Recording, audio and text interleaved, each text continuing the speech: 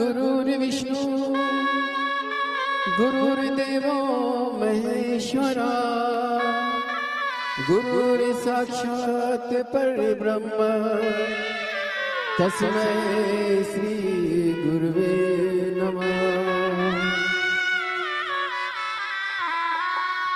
चल गुरुवर के द्वार ठिकाना पाएगा, चल गुरुवर के द्वार ठिकाना पाएगा। रत्नों का भंडार खजाना पाएगा, रत्नों का भंडार खजाना पाएगा। हो खुशियों का उपहार मन माना पाएगा। चल गुरुवर के द्वार ठिकाना पाएगा, रत्नों का भंडार खजाना पाएगा।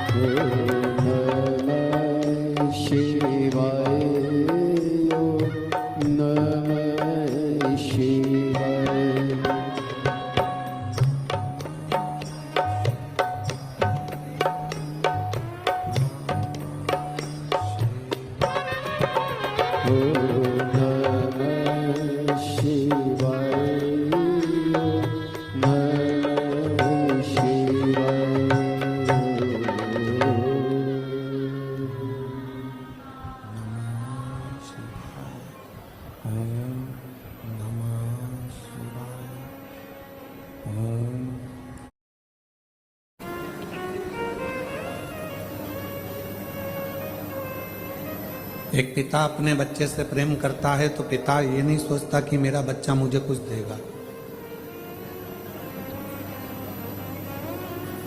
और जितनी मेरी जीजियां बैठी हैं, जितने मेरे जीजा बैठे हैं, जितनी मेरी माताएं बैठी हैं, जितने मेरे बुजुर्ग माँ बाप बैठे हैं, आप सबसे निवेदन है अपने बच्चों को बड़ा करना, पर उससे आस मत करना।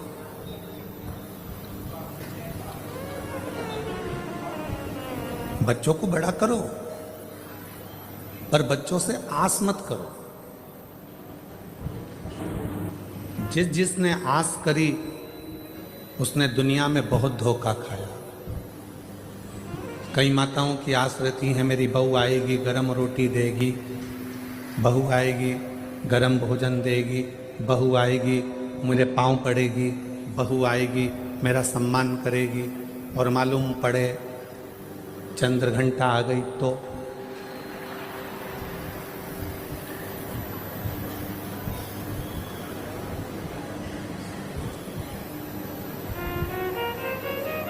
चंद्र घंटा माँ अम्बा दुर्गा भवानी का एक ऐसा नाम है जिस नाम पर लोग भले थोड़ा बहुत विचार कर लें कि चंद्र घंटा गुरुजी बोल दिए। शिव जी ने नाम रखा है माँ पार्वती का चंद्र घंटा। कब? जब भोलेनाथ माता पार्वती को विवाह कर कर लेकर आए।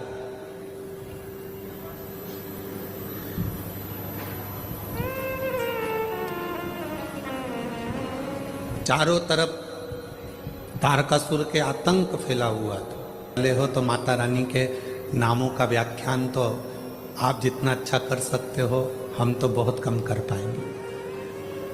तो पूरा माँ जगतजननी जगदम्बा अम्बा भवानी का एक आनंदमय स्थल गुजरात।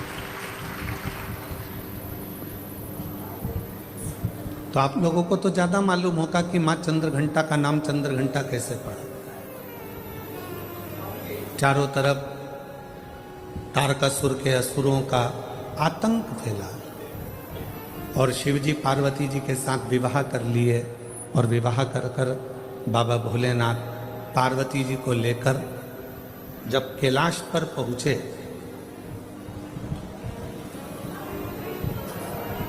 कोई उधर बैठकर भोजन कर रहा था शिवगण, कोई उधर बैठकर खा पी कर पड़ा हुआ था, कोई शिवगण अपने पूरे शरीर को नोच रहा था, कोई शिवगण उछल रहा था।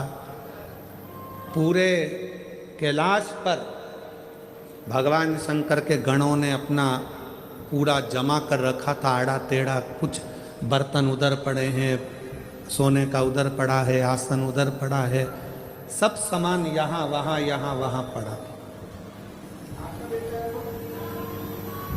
और भोजन भी कोई एक गण लेकर आता या बनाता तो सब आपस में झगड़ा कर कर उस भोजन को ग्रहण करते।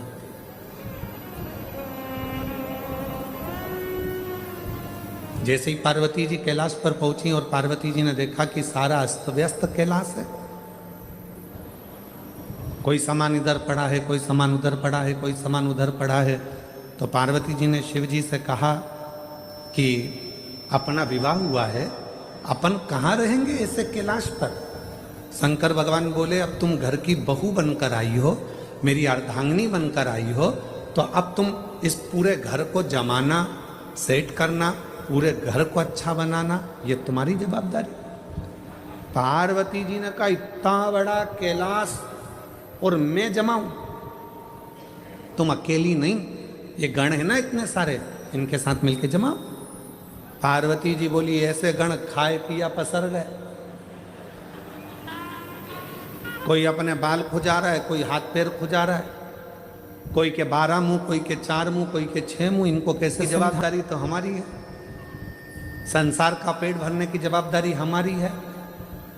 संसार पृथ्वी पर जितने भी जीव जन्म लेते हैं उनके पेट भरने की जवाबदारी हमारी है।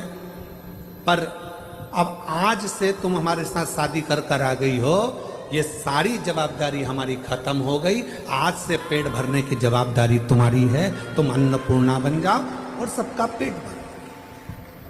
हमारी जवाबदारी खत्म हो गई। बहू सोचे कि ये सामान कौन जमाएगा, सास जिठानी की देवरानी। अब तुम ब्याह कर कर आ गई हो, तुम जमा। कई नई नई बहुएं आकर कहती हैं तुम्हारा घर ऐसा, तुम्हारा घर वैसा, तुम्हारे घर में तो रहने के तरीके नहीं है लोगों को। अपने पति को रात दिन वो एक ही शब्द सुनाती, तुम्हारे घर के लोगों को रहना नहीं आता, तुम्हारी मम्मी को बोलना नहीं आता, तुम्हारे पापा को फैला देते हैं, तुम्हारे छोटा भाई ऐसा करता है, तुम्हारी बहू ऐसी करती है, तुम्हारे भैया ऐसा करते हैं, तुम्हारी भाभी ऐसा करती है। तो पति उपत कर क्या बोलेगा, अब तू आ गई ना समझदार, तू संभाल, बात खत्म। अब इतनी सी बात पर अगर झगड़ा करें, इतनी सी बात पर अगर अपन झगड़ा करेंगे, लड़ेंगे, तो कहां तक रही थी। अब तू संभाल। पार्वती जी ने कहा मैं संभालू, हाँ ठीक है। अब मां जगत जननी जगदम्बा अम्बा ने आज सारे गणों की मीटिंग करी। इतना फैलारा पूरे कैलाश पर फैला है, कौन उठाएगा। एक एक करके सारे गण खसक गए।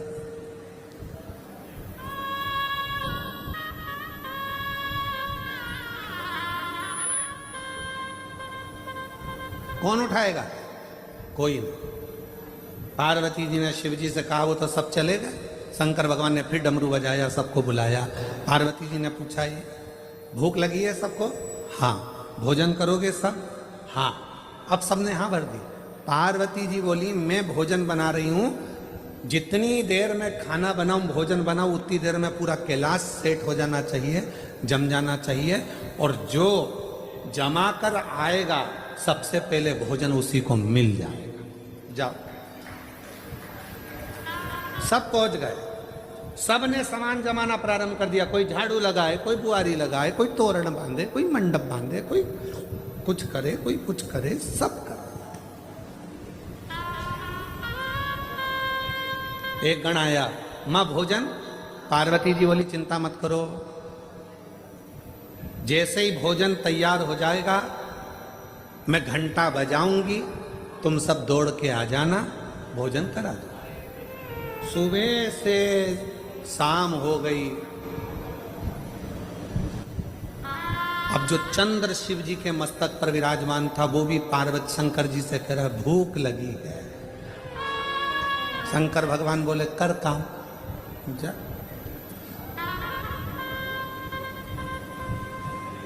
जाओ। रात्रि होने लगी, चंद्र पुकारने लगा, मां भोजन दीजिए। अब तो पूरा घर जम चुका है। तब पार्वती जी ने देखा कि पूरा कैलाश जम चुका था। तब पार्वती जी ने चंद्र की साक्षी में चंद्र को शिव जी से अपने मस्तक पर रखकर घंटे का नाद करा। शिव जी ने मां पार्वती का नाम चंद्र घंटा रख दिया। उसी पल, उसी घड़ी, उसी क्षण शिव ने कहा, पार्वती आज तुमने पूरे कैलाश को सेट कर कर जमा कर उनका भरण पोषण किया है। जो तुम्हारे नाम का उच्चारण करेगा, वो कितना भी बिखरा हुआ क्यों ना हो, हृदय से टूटा हुआ क्यों ना हो, उसकी दुकान, उसका व्यापार चाहे कितना भी बिखर गया हो, अगर प्रतिदिन एक दुर्वा वो चंद्र घंटा के नाम से अगर मुझे समर्पित करेगा, तो उसका घर, परिवार, व्यापार मैं खुद सेट करते चले जाऊंगा, जमाते चले जाऊंगा। तो ये नाम कोई साधारण नाम नहीं है, चंद्र घंटा का नाम।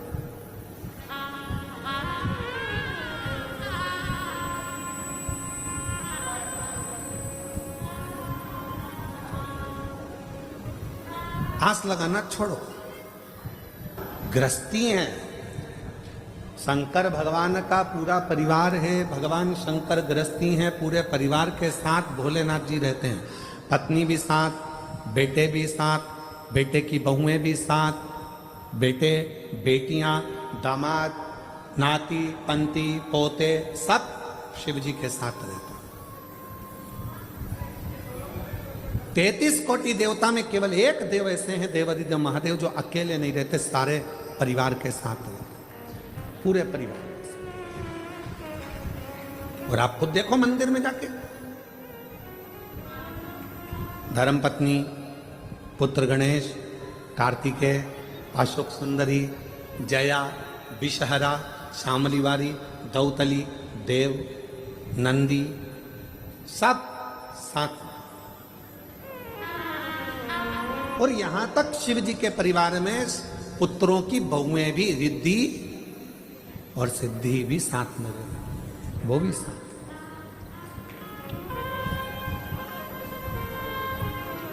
पूरा परिवार साथ में रह रहा, पूरा परिवार।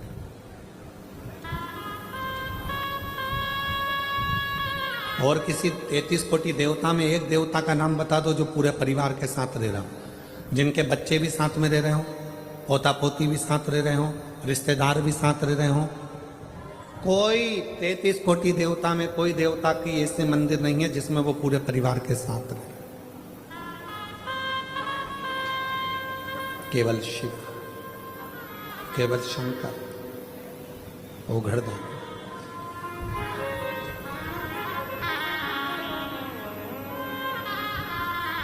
क्यों? एक बार माता लक्ष्मी जी ने भी भगवान विष्णु से पूछ लिया था, कि शिव जी का पूरा परिवार एक साथ में है, शंकर भगवान का पूरा परिवार एक साथ में है। ये क्यों? भगवान नारायण ने माता लक्ष्मी से, विष्णु पुराण में वर्णन आता है कि लक्ष्मी को माता भगवान नारायण ने कहा था, सुनो लक्ष्मी, भगवान का पूरा परिवार एक ही मंदिर में इसलिए दर्शन देता है। शिव जी का परिवार कहता है, शिव महापुराण की कथा कहती है लक्ष्मी, कि जब घर का कोई एक व्यक्ति भी अगर शंकर के शिवलिंग पर जल चढ़ाता है तो उसके घर में रहने वाला छोटे से छोटा बच्चा हो, चाहे बूढ़े से बूढ़ा व्यक्ति हो, वो चढ़ाए गए जल का फल पूरे खानदान को मिल जाता है, पूरे परिवार को मिल जाता है।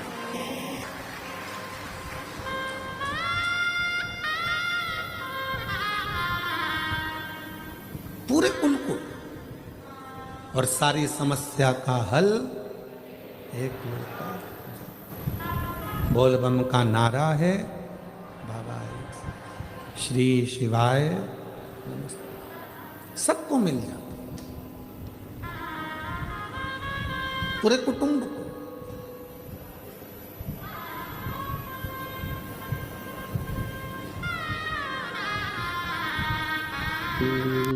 संपूर्ण परिवार को सुख, वो एक लोटा जल संपूर्ण परिवार को सुख दे देता है। संपूर्ण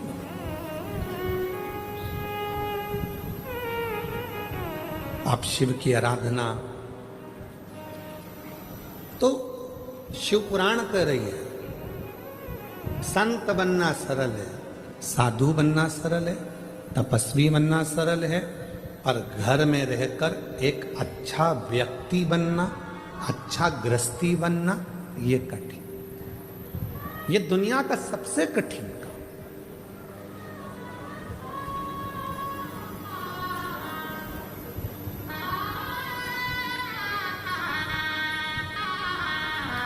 दूसरे को खुशी देना सरल है, पर स्वयं की खुशी लाना कठिन है।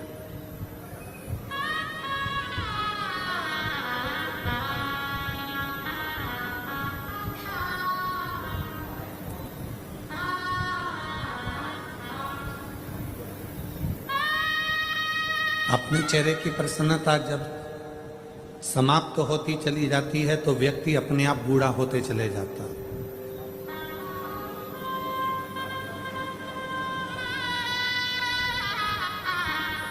हम कभी कभी सबको कहते हैं, आप लोग मुस्कुराया करो।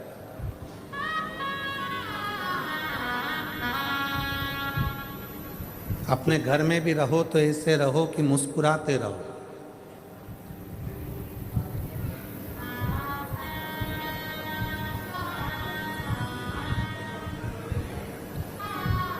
बेटा घर में रहता है तो वो अपनी माँ से ज़्यादा बात करता है।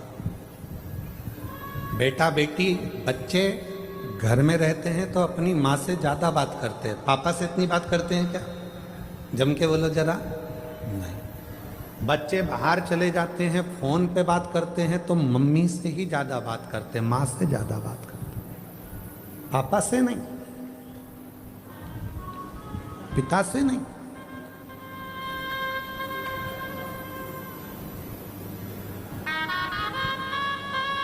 मां से बात चल रही है और पिताजी पास में अपनी धर्म पत्नी के पास में बैठे हैं, वो मां से बात कर रहा है।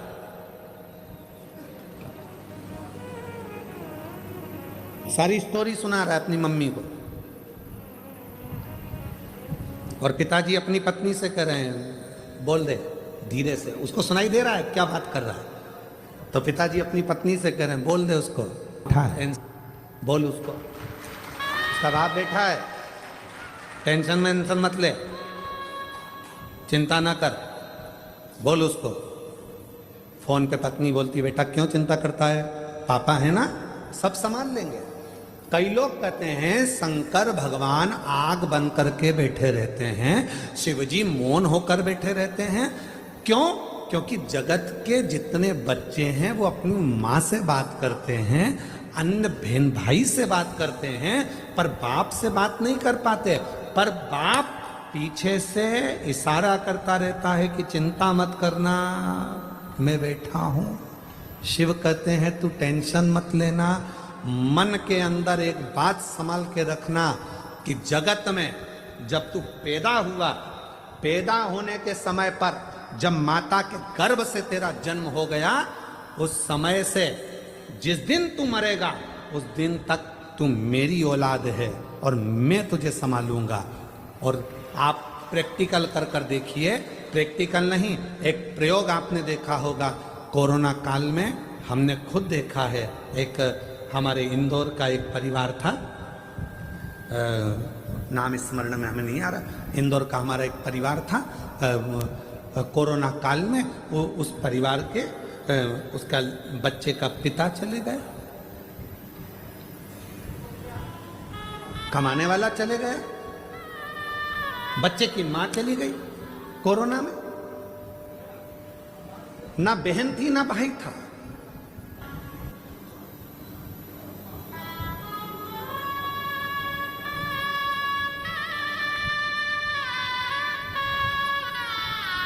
गए मिलने के लिए बच्चा, जितने मिलने वाले उनके रिश्तेदार थे, या अनाथ हो गया। अनाथ है, अनाथ है, अनाथ है। हमने कहा चिंता मत करो, 13 दिन पूरे होने दो, विश्वनाथ है। ये अनाथ नहीं है, विश्वनाथ, वो विश्वनाथ संभाले।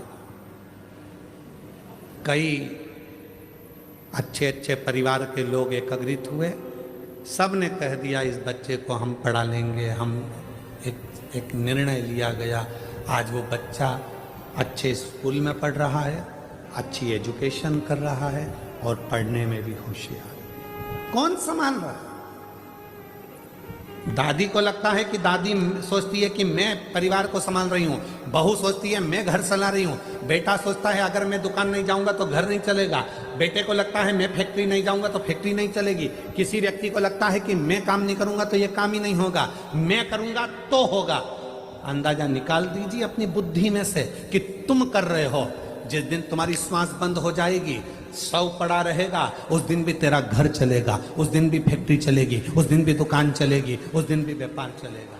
जिस दिन तू चला भी जाएगा उस दिन भी चलेगा। क्यों? क्योंकि उसने जितना तेरे ललाट पर लिख कर रखा है। घर में 10 लोग रहते हैं तो 10 का भाग्य रहता है, घर में 4 लोग रहते हैं 4 का भाग्य रहता है। याद रखना, सामूहिक परिवार में रहने का हमारा सनातन धर्म कहता है कि परिवार को जोड़कर चलो। क्यों कहते हैं? इसमें परिवार का हित नहीं, तुम्हारा हित है। क्यों? अगर परिवार में चाचा जी हैं, ताऊ जी हैं, ताई जी हैं, जितने परिवार के सदस्य हैं, सबके भाग्य की लक्ष्मी, अगर एक का भाग्य सही नहीं है तो दूसरे का भाग्य तो अच्छा होगा। दूसरे का भाग्य ठीक नहीं है तो किसी तीसरे का तो भाग्य अच्छा होगा, तीसरे का भाग्य भी ठीक नहीं है तो किसी चौथे का भाग्य तो अच्छा होगा। उसी तरह से जैसे किसी एक का भाग्य भी अगर अच्छा है तो घर में बरकत बनी रहती है। जब हम सोचते हैं कि मैं कमा रहा हूं, मेरी पत्नी कमा रही है, मेरे 2 बच्चे हैं, मैं लेकर अलग हो जाऊं, अलग होकर देखना कि कितनी समस्याएं सामने खड़ी होती है। फिर कितने के भाग्य करे गया? 4 के भाग्य की लक्ष्मी रह गई, एक तेरे, एक तेरी पत्नी, एक तेरा बेटा, एक तेरी बेटी, बस इन्हीं के भाग्य का जितना आएगा आएगा। तो उस लक्ष्मी में कितना करोगे? एक फ्लैट, एक गाड़ी, एक मोबाइल, गैस की टंकी, बिजली का बिल, बस इतना मैनेज करते जाओगे। पर यदि सामूहिक परिवार में रहते 10 जगह के भाग्य की लक्ष्मी आती तो तुम्हें खर्च नहीं करना पड़ता। जो गैस की टंकी में, बिजली के बिल में और गाड़ी में लगा रहे हो वो तो तुम्हारा सेफ होते चले जाता। पर तुम समझे ही नहीं। तुमने तो सोचा मेरी पत्नी का भाग्य, तुमने सोचा मेरा भाग्य, तुमने सोचा मेरे बेटे का भाग्य, तुमने सोचा मेरी बेटी का भाग्य है। तुम उस परिवार से टूट गए, दूर चले गए, अपना सोचकर कि मैं करूंगा जो होगा, मेरे कहने पे चलो। यही नहीं हो सकता, ये हो नहीं सकता। यीशु महापुराण की कथा यदि है सब मिलकर करा रहे हैं तो कोई व्यक्ति ये ना सोचे कि मैं करा रहा हूं। जिस दिन मैं का शब्द आ गया तो कार्यक्रम बिगड़ना चालू हो जाता है, और जिस दिन सब मिलकर करा रहे हैं तो कार्यक्रम की सफलता हो जाती है। मैं नहीं, तुम सब हो, तुम सब। तुम जैसे लोगों का सहारा है दोस्तों, वो सब सामूहिक है, सब एक है। और फिर निवेदन करूंगा, परिवार की एकता,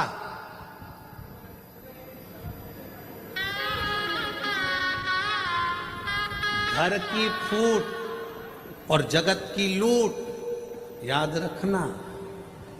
जब हमारे एक रहेंगे, सामूहिक हैं, सामूहिक रहेंगे, सब मिलकर चलेंगे, आगे बढ़ेंगे, सब मिलकर।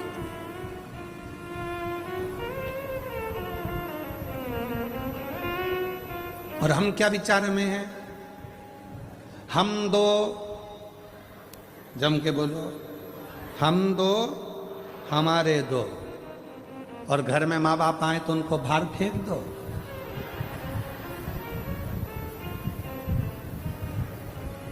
कोई तुम्हारे घर में आया तो उसको बाहर फेंक दो? नहीं, सब मेरे हैं। जितना बन सकता है सामूहिकता में रहने का प्रयास करो। बटोगे तो कटोगे,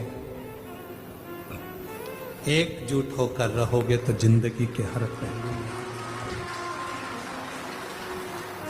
हर पहलू कौन नहीं देता।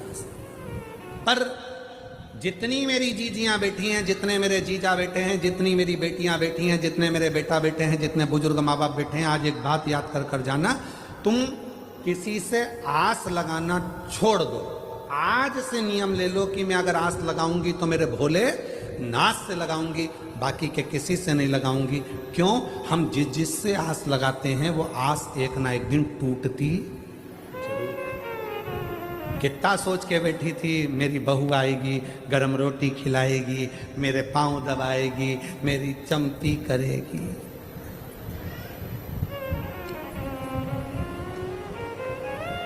ठंड में सरसों का तेल मलेगी। कितनी आस लगाई थी। पहले आस लगाई थी, भगवान एक लड़का दे दे, भगवान एक लड़का दे दे। और मालूम पड़े लड़की हो गई तो फिर भगवान से आस लगी, भगवान ने लड़का भी दे दिया। आस लगी, फिर लड़का बड़ा होगा, शादी करूंगी, बहू आएगी। और बहू आई, ऐसा नहीं है कि नहीं आई।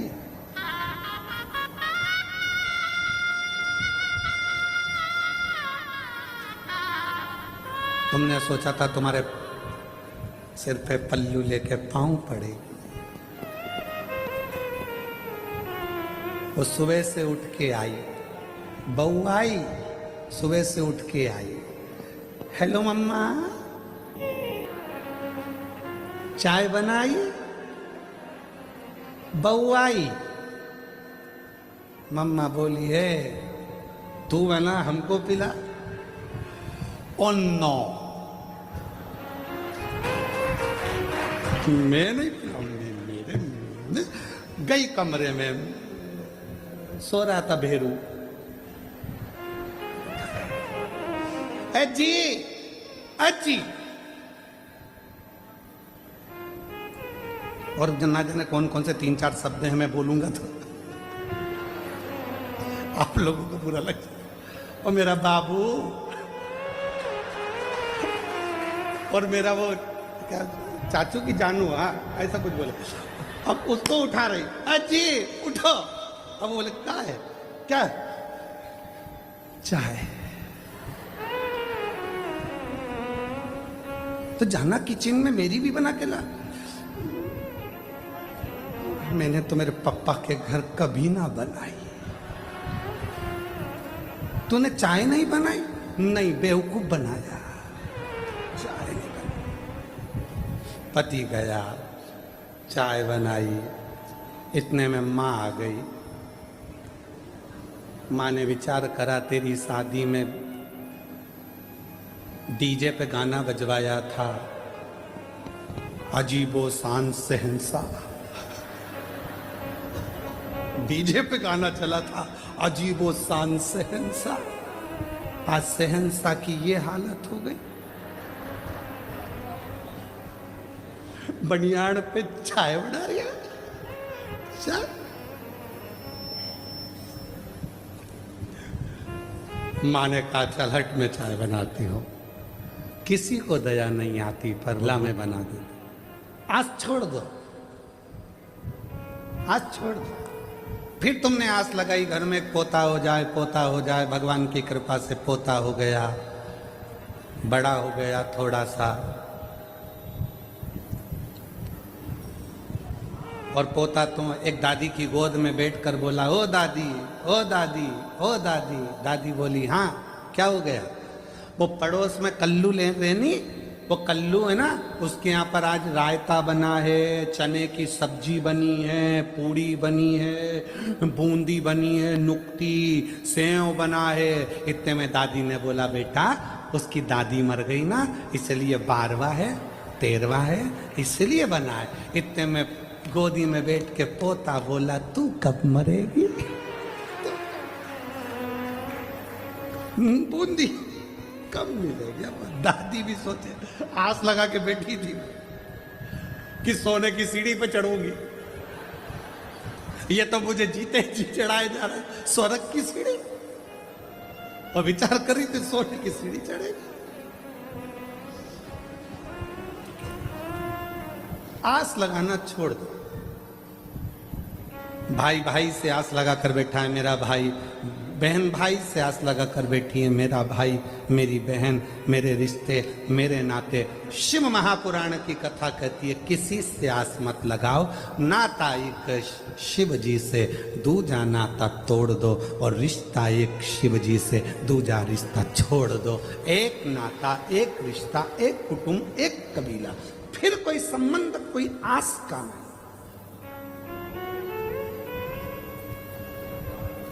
कथा में भी आओ तो आस लगा कर मत आना, कथा में आओ तो आस लगा कर मत आना। मैं जा रही हूं, आगे बैठूंगी। आस लगा के आई थी, अंदर प्रवेश ही नहीं मिला। सबको फोन लगा रही, भैया जी कहाँ हो? भैया जी बोले, हमारी तो खुद बैठने की सेटिंग नहीं हो रही, पीछे खड़े। आस लगा के बिल्कुल मत आओ। तुम तो ये सोच कर आओ, मेरा शंकर भगवान, मेरा भोलेनाथ जहां बिठाएगा बैठ जाऊंगी, कथा सुनाएगा सुनूंगी और चली जाऊंगी। जाएं विधि राखे शंभु ताई विधि रहिए, और शिव शंकर हरे शंकर गौरी शंकर कहिए। जैसा शिव रखे वैसे रहने का प्रयास, जैसा शिव। संसार में आस लगाओगे टूटे। एक पत्र है, अच्छा है, देखो। मोहिनी बहन, विनोद भाई का हार। मैं गुरुजी, मेरी तबीयत अचानक खराब हो गई थी, मुझे अस्पताल लेकर गए, एडमिट किया, और 4-5 दिन के बाद बताया गया कि दोनों किडनी खराब हो चुकी है, आपको डायलिसिस करवाना पड़ेगा। घर वाले बहुत परेशान हो गए, तबीयत ऐसी कि बचना भी मुश्किल हो गया था। बाबा, एक लोटे जल का क्या वर्णन करूं। मेरी बहन रोज मुझे सीहोर के रुद्राक्ष का पानी पिलाती और एक बेलपत्र खिलाती। मेरी देवरानी भी शिवजी पर चढ़ाया पानी लाती और पिलाती। इस दौरान मुझे अहमदाबाद ले जाया गया, वहाँ भी यही चीज बताई गई कि आपको आजीवन डायलिसिस करवाना पड़ेगा। और वहाँ मेरे भाई की लड़की रुद्राक्ष का पानी लाती, मैंने विश्वास नहीं तोड़ा। मेरे पुत्र ने भी आंवले के पानी का प्रयोग चालू किया।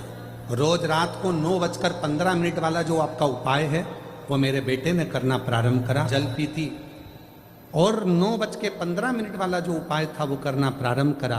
आज मैं बाबा को धन्यवाद देने के लिए आई हूँ गुरुदेव, कि आज मेरा एक भी डायलिसिस नहीं होता। मेरी किडनियों ने काम करना प्रारंभ कर दिया और सारी की सारी रिपोर्ट नॉर्मल होने लगी। मेरी सारी की सारी रिपोर्ट नॉर्मल होने लगी। डॉक्टर ने भी बताया कि आपकी दोनों किडनी डॉक्टर ने भी बताया कि आपकी दोनों किडनी काम करने लगी है, अब आपको डायलिसिस की कोई जरूरत नहीं है। ये बाबा की कृपा है गुरुदेव कि आज मेरी किडनियां काम करने लगी। शिव पर भरोसा करिए, शंकर पर भरोसा करिए, हम संसार के लोगों पर भरोसा करें।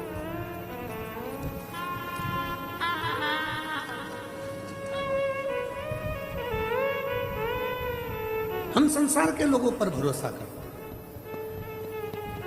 और आखिरी में होता क्या है, वो संसार के लोगों का भरोसा टूट जाता।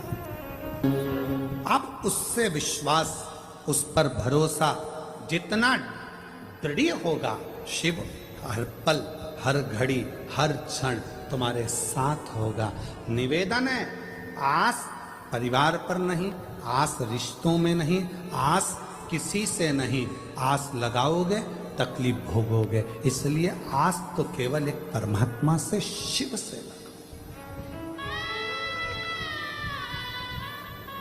रोज भगवान को एक लोटा जल चढ़ाने जाओ तो कहकर आया करो, बाबा आखिरी श्वास तक पलंग पर मत पटक देना, शरीर में कोई ऐसा रोग मत दे देना कि मैं पलंग पर सड़ती रहूं। आखिरी सांस तक तेरे मंदिर में आकर एक लोटा जल चढ़ाती रहूं, इतनी दम देना, इतना शरीर को अच्छा बनाता, इतनी शक्ति देना कि मैं आखिरी दम तक भी एक लोटा जल चढ़ाने तेरे दरवाजे तक आ सकूं। डॉक्टर ने कह दिया था बचेगी नहीं, पर शिव की कृपा, उसकी उदार है। आप आस से कर, आप किस पर भरोसा कर रहे हो? वो शिव, वो शंकर। जो जैसी भावना लाया वो वैसा ही फल पाया। एक विश्वास अपने, एक पत्र आया, उस पत्र में एक पति अपनी पत्नी के लिए उस पत्र को लिख रहा और पत्र में उसने लिखा, हम पढ़े लिखे हैं, एजुकेटेड है। आप कहते हो कि कथा के पंडाल की मिट्टी भी फल देती है।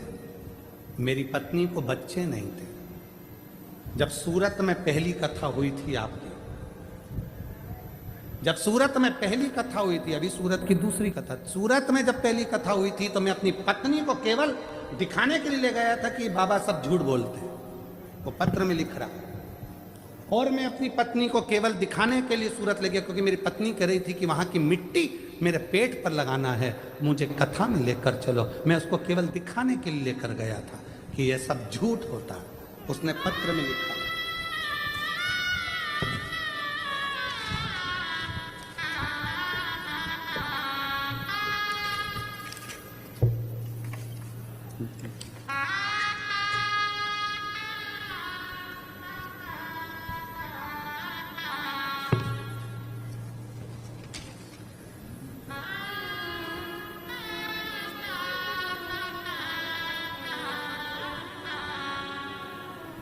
मेरा नाम मुकेश भाई है, मैं गांव करमट, जिला सुरेंद्र नगर, मैं आर्मी में नौकरी करता हूं। भटिंडा में मेरी पोस्टिंग, पंजाब भटिंडा में मेरी नौकरी है।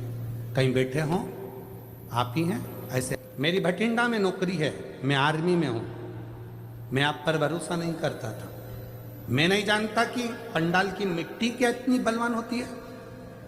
आर्मी का भी कोई ऐसा डॉक्टर नहीं था जिसको मैंने अपनी पत्नी को नहीं दिखाया, ऐसा दुनिया का कोई डॉक्टर नहीं था जिसको मैंने अपनी पत्नी को ना दिखाया हो, पर सबने कह दिया था कि इसको बच्चा नहीं होगा। तब पत्नी ने जिद पकड़ ली कि वो सियोर वाला बाबा कहता है कि कथा के पंडाल में बैठकर जो मांगा जाता है वो मिलता है। सूरत में कथा थी, मैं आया नौकरी से, पत्नी को लेकर उसकी जिद के पीछे उसको कथा में ले गया। पंडाल में जगह नहीं थी, पीछे बैठ गए। उसी मिट्टी को पत्नी ने कहा लाओ मुझे उठा कर दो, मैं पेट में लगाऊंगी। पत्नी और मैंने मिट्टी उठाई, श्री शिवाय नमस्तुभ्यम कहकर मिट्टी को पेट पर लगाना प्रारंभ करा और कुबरेश्वर धाम जाकर रुद्राक्ष चलाए और बाबा की ऐसी कृपा हुई, 11:11 पर मेरे घर में संतान की प्राप्ति हुई। ये शिव की कृपा। ये शंकर की उदारता। मैं नहीं मानता था, मैं नहीं जानता कि शिव महापुराण के कथा के पंडाल की मिट्टी भी इतनी पवित्र हो जाती है शिव नाम उच्चारण से मात्र।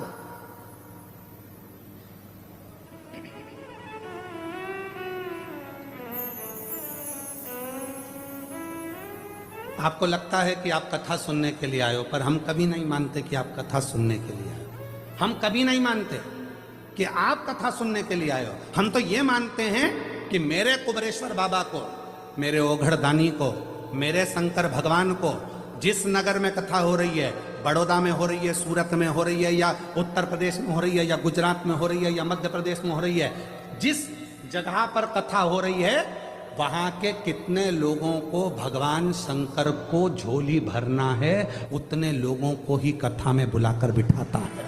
ये उसकी रीति है।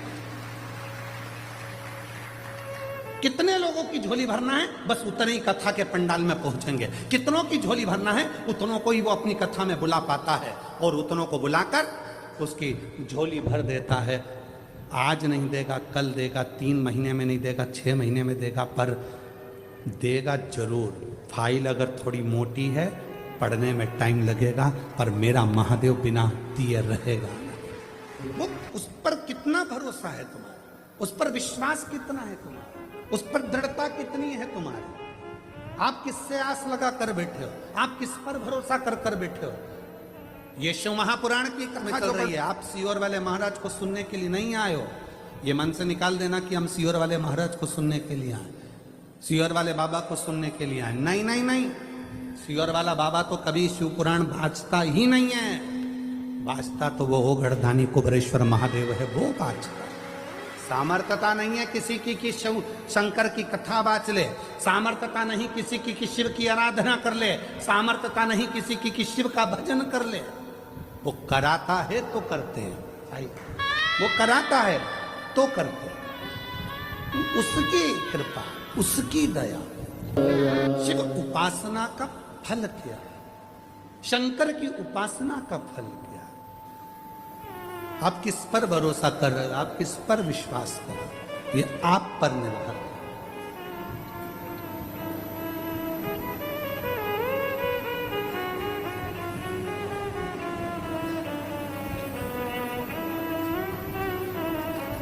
और महाराज वो दुनिया के दुखड़े मिटाने वाला है, वो दुनिया के कष्ट मिटाने वाला है। आस उसी से रखी जा।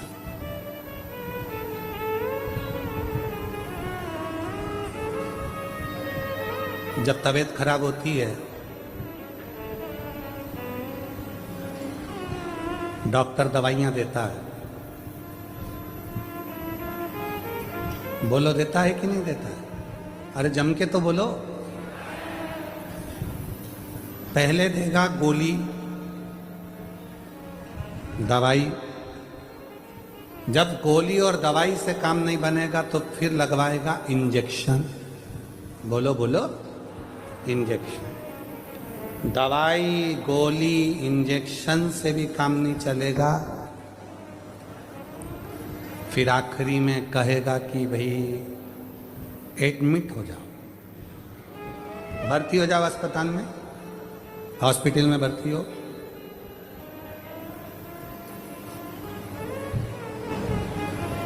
डॉक्टर साहब भर्ती, एडमिट? हाँ, एक काम करो ना, मैं घर पे बॉटल चढ़वा लूंगा, मैं घर पे सब व्यवस्था कर लूंगा, तुम घर पे मैं इसको भर। ना ना ना, फालतू की बात मत करो, हॉस्पिटल में एडमिट हो।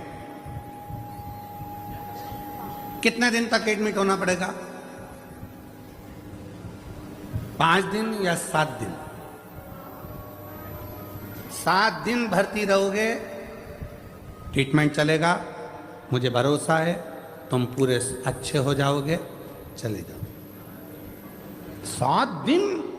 हाँ, देखूंगा, अगर 5 दिन में आराम लग जाएगा तो ठीक है, नहीं तो करा।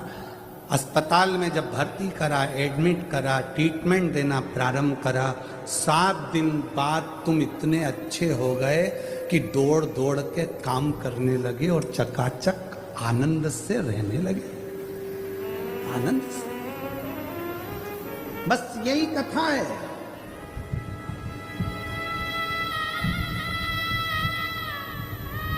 यही कथा है। जब तुम्हारा कोई काम नहीं होता, घर पर भजन करते करते करते करते समय हो गया, तुम्हारा भगवान सुन ही नहीं रहा।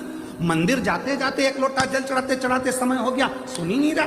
दवाई से काम नहीं हुआ, इंजेक्शन से काम नहीं हुआ, तब भोलेनाथ ने, डॉक्टर ने कह दिया 7 दिन की कथा हो रही है, हॉस्पिटल में आके एडमिट हो जा, तेरा दुख मिटाकर मैं तुझे घर भेज दूं। की कथा में, वेद कथा सुनने के लिए 7 दिन एडमिट हो जा, रुक, सो, विश्राम कर, भोजन कर, भूमि को नमन कर।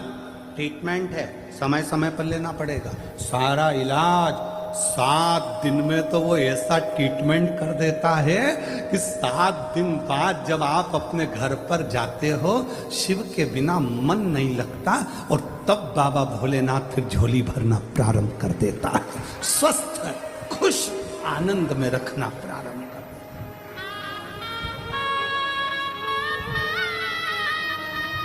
आनंद।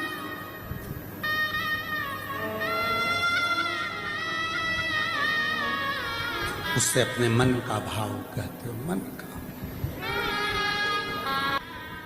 उसने बुलाया, 7 दिन यहां बिठाया।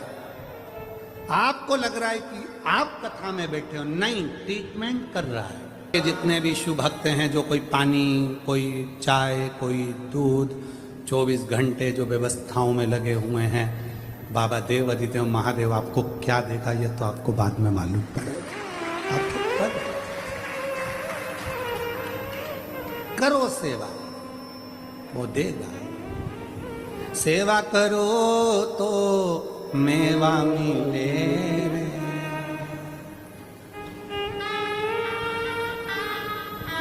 ये शिव भक्तों की सेवा करोगे तो मेवा मिलेगा, और घर पे बुजुर्ग माँ बाप की सेवा करो तो चाबी मिले। चाबी जल्दी मिलती है।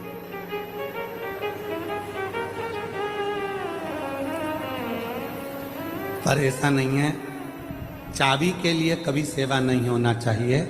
बुजुर्ग माँ बाप की सेवा तो इस भाव से करो कि हमारे भी बच्चे होंगे, अगर हम हमारे माँ बाप की सेवा करेंगे तो हमारी औलाद हमारी करेगी, इस भाव से। अगर हम आज अपशब्द कहेंगे तो हमारे बच्चे अपशब्द कहेंगे, हम आड़ा टेढ़ा बोलेंगे, हमारे बच्चे आड़ा टेढ़ा बोलेंगे, हम कुछ बोलेंगे, हमारे बच्चे आड़ा टेढ़ा। ये तो, ये हाथ दे, ये हाथ ले।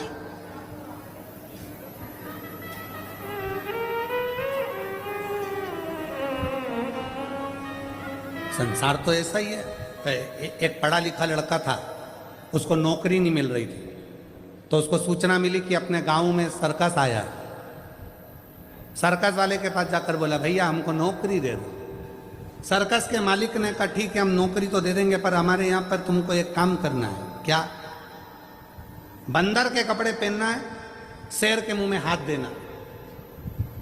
कितना मिलेगा? 20,000 रुपये महीना। तैयार हो? ठीक है। बंदर के कपड़े पहन के शेर के मुंह में हाथ देना है। नौकरी नहीं मिल रही थी बेचारे को, तो उसने नौकरी कर। अब उसको पिंजरे के अंदर, सर्कस चालू हुआ, चारों तरफ लोग बैठ गए, उसको पिंजरे के अंदर शेर, बंदर के कपड़े पिना के शेर के पिंजरे में उसको छोड़ दिया। और जो शेर के पिंजरे में छोड़ा, इतनी देर में उस पिंजरे में फिर शेर आया दौड़ते हुए। जो शेर आया, ये पीछे खसक गया। शेर इसकी ओर बढ़ा, ये और पीछे खसक गया। शेर और आगे बढ़ा, ये और पीछे खसका। शेर को लगा ये घबरा लिया। शेर झपट के उसके पास में गया, उसके कानों में जाकर बोला, चिंता मत कर, 20,000 में तू बंदर बना है, 30,000 में मैं शेर बना। क्यों चिंता करता है? नकली के युग में असली शेर भी नहीं मिलता। किस चीज की असली आपका नकली नकली नकली नकली सब नकली का युग चल रहा है और उसमें तुम असली ढूंढने का प्रयास कर रहे हो। दुनिया में चमक धमक देखकर ज्यादा चाले में ना पड़िएगा, कहीं आडंबर में मत फंसो, किसी आडंबर में मत जाओ कि हम आ जाएंगे तो हमारा ऐसा होगा। ना ना, तुम्हारा एक लोटा जल सारी समस्या का हल। एक लोटे जल में ना कोई आडंबर है, ना कोई दिखावा है, ना कोई ढोंग है, ना कोई ढकोसला है। वहां तो केवल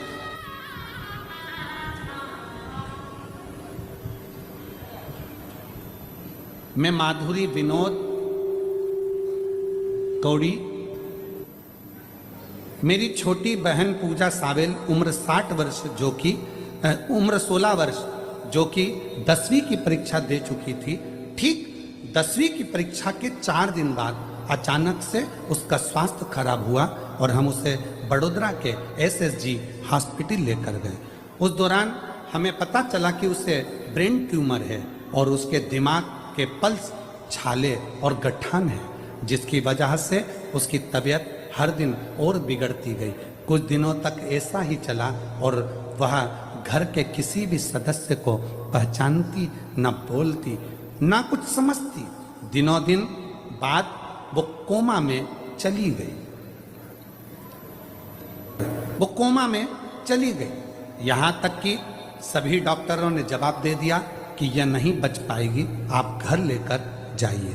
फिर भी मैंने और मेरे परिवार ने हार नहीं मानी और भोले बाबा पर पूर्ण विश्वास किया और उसी के सहारे छोड़ दिया।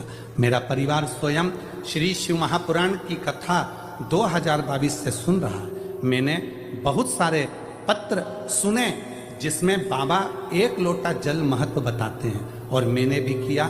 भोले बाबा पर जल चढ़ाना प्रारंभ करा।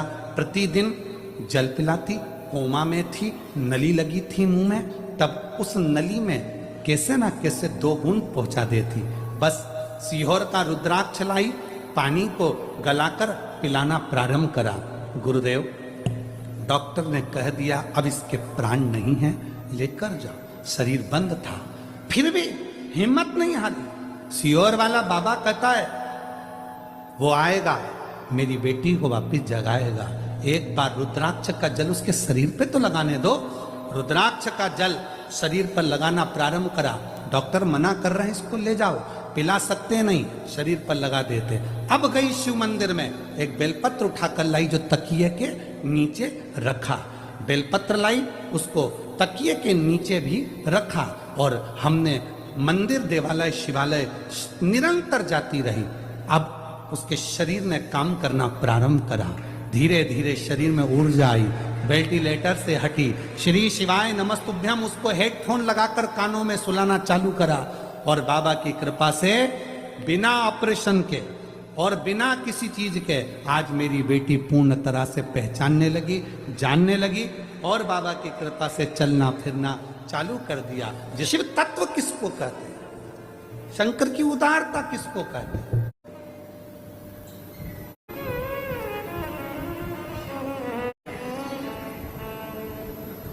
इसीलिए शिव तत्व कहता है, शंकर की कथा कहती है। केवल और केवल शिव पर प्रेम करती है।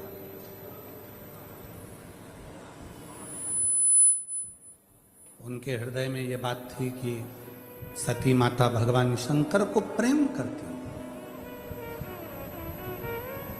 स्नेह करती है।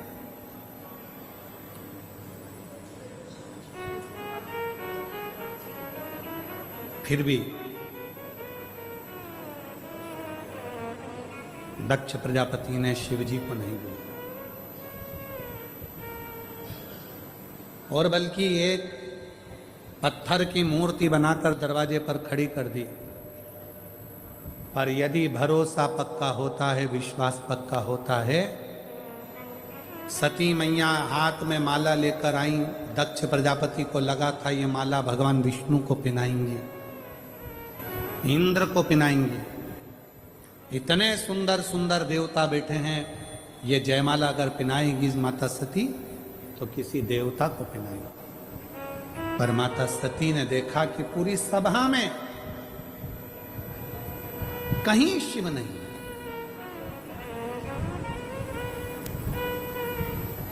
पूरी सभा के अंदर कहीं भगवान देवाधिदेव महादेव भगवान शंकर है ही नहीं। और सखी कह रही है सती माता से, सती जिसको तू प्रेम करती है वो शंकर भगवान को तो तेरे पिताजी ने बुलाया ही नहीं। और तो और तेरे पिताजी ने एक मूर्ति बनवा के दरवाजे पर खड़ी कर दी हंसी उड़ाने के लिए।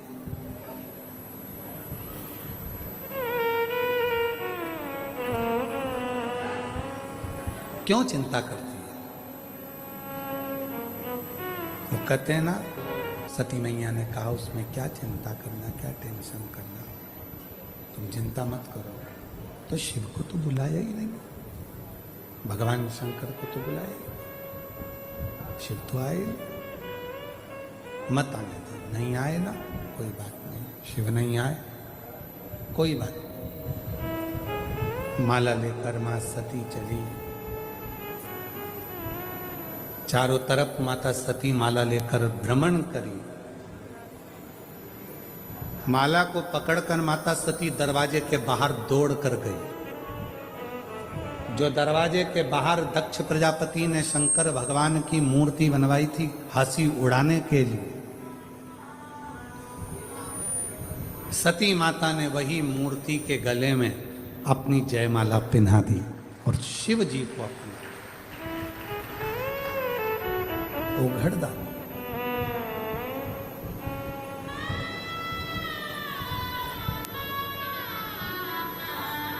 दक्ष प्रजापति बोले, दक्ष प्रजापति ने कहा, दक्ष प्रजापति बोले कि ये तो पत्थर की मूर्ति पे इसने माला पहनाई।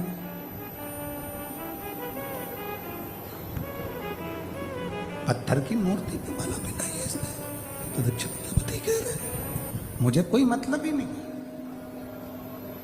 इसने तो पत्थर की मूर्ति पे माला पहनाई है।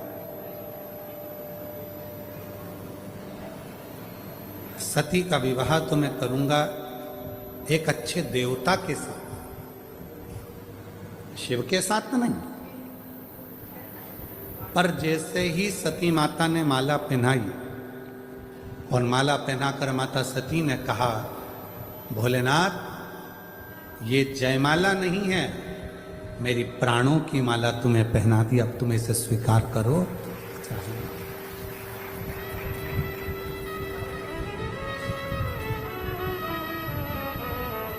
ये जयमाला नहीं है, मैंने अपने प्राणों की माला तुम्हें पहना दी, अब तुम इसको स्वीकार करो चाहे मत करो, ये तुम्हारे ऊपर निर्भर करो, मैंने तो दे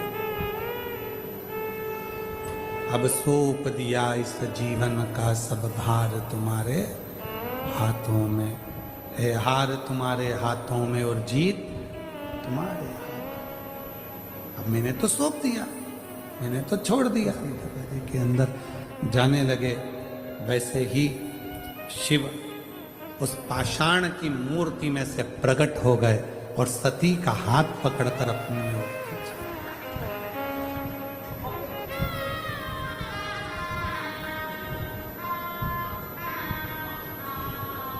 शिकार किया सती के उस माला को। दक्ष प्रजापति ने कहा, पत्थर में से शिव जी कैसे प्रकट हो सकते हैं? शंकर भगवान ने जो शब्द कहा कि एक एक बच्चा बच्चा उस शब्द को जरूर सुने जो मेरे भोलेनाथ जी ने कहा दक्ष प्रजापति के सामने। शिव ने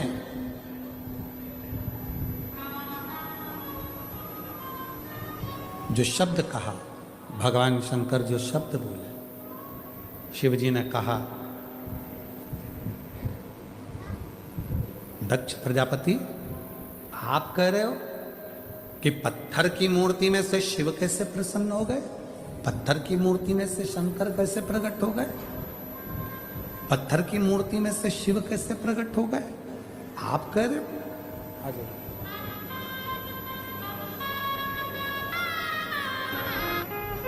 शिव ने कहा, जो भगवान शंकर ने जो कहा वो सुनिए। शिव ने जो कहा, शंकर जी बोले, शिव बोले,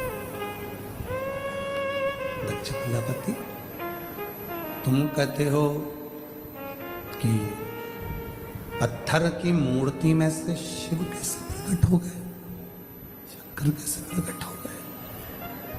तुम कह रहे हो कैसे प्रकट हो गए? दक्ष प्रजापति तुम कह रहे हो कि इसमें शंकर कैसे प्रकट हो गए? शिव जी ने जो कहा वो आप भी धारण करिएगा बसवेंद्र। शिव जी ने जो कहा वो आप भी ध्यान करिए। शंकर भगवान कहते हैं, सुनो दक्ष प्रजापति,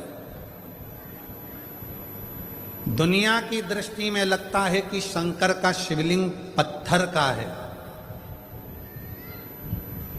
दुनिया की दृष्टि में लगता है कि ये तो एक कंकर है, पत्थर है। पर शंकर कहते हैं दक्ष प्रजापति, अगर संसार का मनुष्य एक बेलपत्र भी दिल से अगर मुझे समर्पित करता है तो उसके बेलपत्र का हिसाब मेरे पास में रहता है। उसके बेलपत्र का हिसाब मेरे पास में है। उसके बेलपत्र का हिसाब मेरे पास में है, रखता हूं। जीजियों आप भले भूल गए, वो याद रखना। हम आपसे पूछें